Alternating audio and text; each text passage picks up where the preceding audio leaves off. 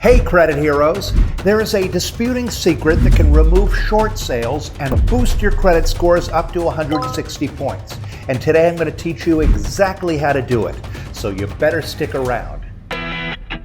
My name is Daniel Rosen, and welcome to Credit Repair Business Secrets. Short sales don't sound as bad as foreclosures, but they're reported the very same way, and they can do just as much damage to your credit score.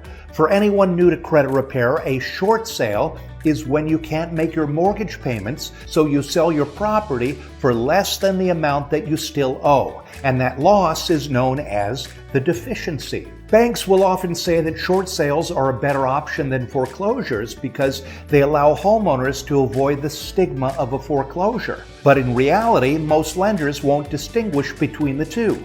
Short sales and foreclosures are both reported to the bureaus as settled for less than the full amount or not paid as agreed, so the fallout is the same.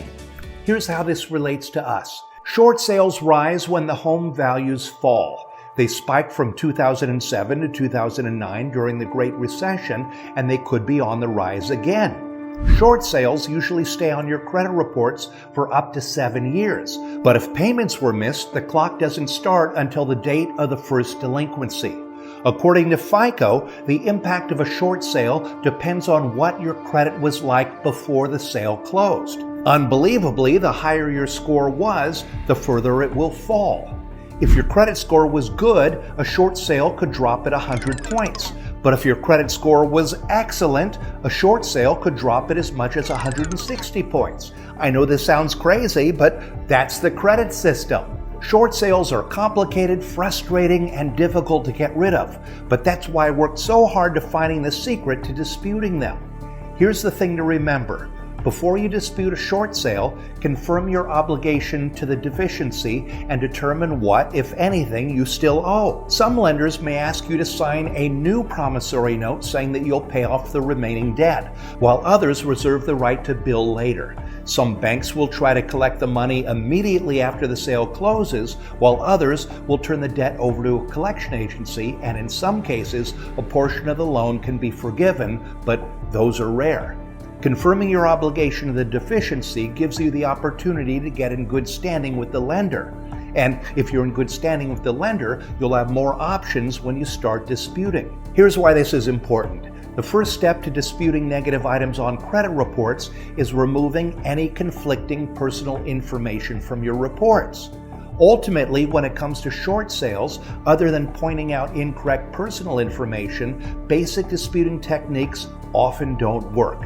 You can dispute them, follow up, ask for reinvestigations, send warnings, or file complaints, but 9 times out of 10, they still get verified. The good news is, I discovered the secret to removing them, and it's actually very simple. Here's what you need to know. The credit reporting bureaus, Equifax, Experian, and TransUnion, they don't even use the word short sale. No, they don't. It's not in their vocabulary. They use account status codes to communicate with furnishers and for reporting purposes. For example, if your account is sent to collections, there's going to be a specific 2-digit code that the furnisher reports to the bureaus to indicate that the account was sent to collections. If the account is charged off, there's going to be a 2-digit code for that. If your vehicle was repossessed, there's another code for that. But when it comes to short sales, no code exists. The bureaus never identify short sales with a unique status code. In fact, they almost always report them as foreclosures. And that is the secret to deleting short sales from your credit reports. Here's how it works. Step number 1, dispute the short sale with the bureaus.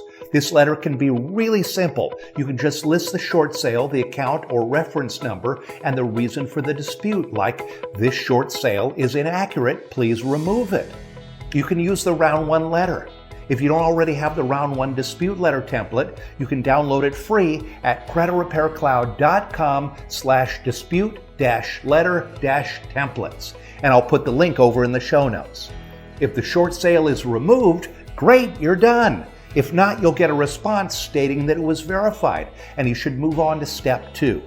Step 2, dispute the short sale with the lender. This letter is also very simple, but this time you're contacting the lender directly, not the bureaus. you can use a round one letter again, or if you have a Credit Repair Cloud account, you can use the Furnisher Dispute Letter in our letter library. Simply fill out the letter and dispute the short sale. But this time, also make sure to request the current status of the short sale. This is very important. Step number 3, wait for the response. When you receive the response from the lender, 9 times out of 10, it will be verified, and they'll clearly identify the account status as a short sale. And this response is exactly what you need to get it removed. Step number 4, file a complaint. Now that you have proof that the bureaus verified the item as a foreclosure, and you have proof from the lender that it's actually a short sale, it's time to file a complaint with the CFPB. And you can file these complaints online at consumerfinance.gov.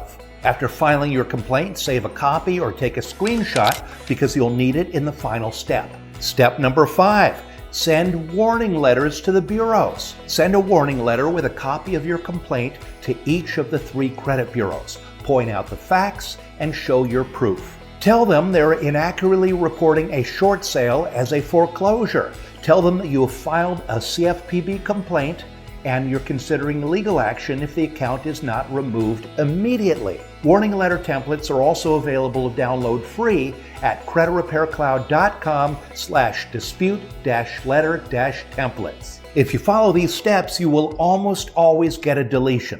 The bureaus understand that they're wrong and they'll do anything to correct it. I say almost because there are some cases where the bureaus simply ignore you or they respond inappropriately. If that happens, there's one additional step that you can take that's going to guarantee a deletion 100% of the time.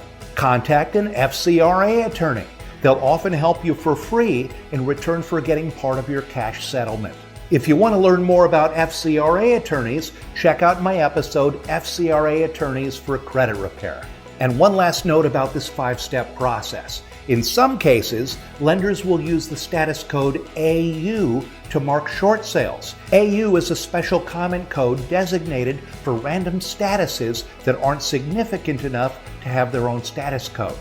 If the status code AU is used, it may be a rare circumstance that this method may not work. And in that case, you would want to dispute the short sale based on other factual errors. Here's my final point.